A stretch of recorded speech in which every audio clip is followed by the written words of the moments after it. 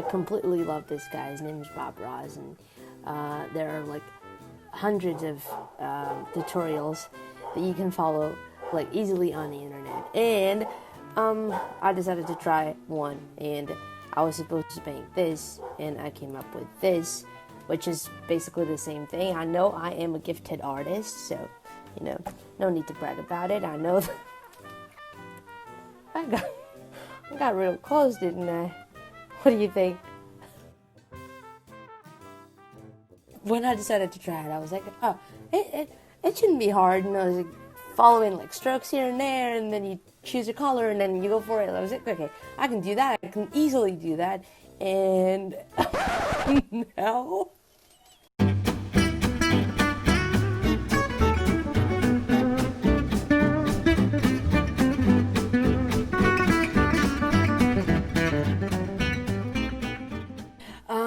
But I don't do things without purpose, and the purpose of challenging myself to do that was actually like exposing myself to things I think are ridiculously easy because I see somebody else who's experienced on it, doing it, and I think, oh, it's easy, and no, it's not. And what I really wanted to talk to you guys about is this. Things that we do and we take for granted. Things that we do that we think are easy and they're not. And how to reflect that in the classroom. Let's take this conversation a little further, and I'm talking to teachers now, all right?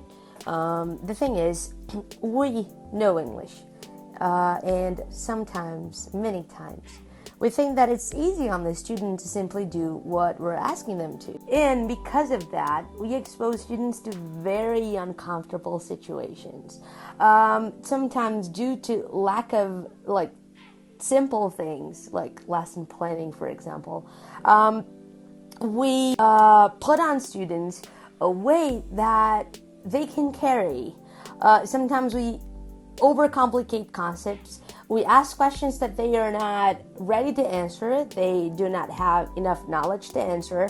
And we, as teachers, get frustrated because we think that we're not doing our job properly because we have, taught those things many times. And how come the students still making mistakes when using the verb to be, for example? No, it can't be.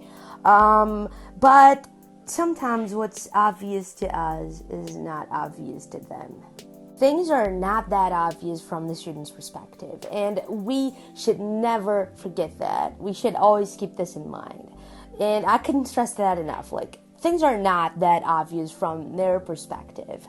So instead of forcing them into situations and exposing them to situations in which they won't correspond to it the way you think they will just because you've thought those things previously, let's try and focus on the most important person in the classroom, which is the student.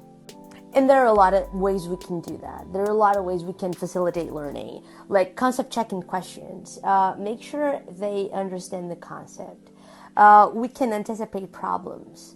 We can make less wordy instructions. We can grade our language so that students understand us. There are so many ways we can actually work with them in this process of learning, teaching a second language. But let's just not forget this. They do not necessarily have to know everything. Lots of things are not that obvious to them, and we are there with them to help them. So I invite you all to expose yourself to things you don't know how to do so that you feel what it is to try and do something that you have no idea, how to go about.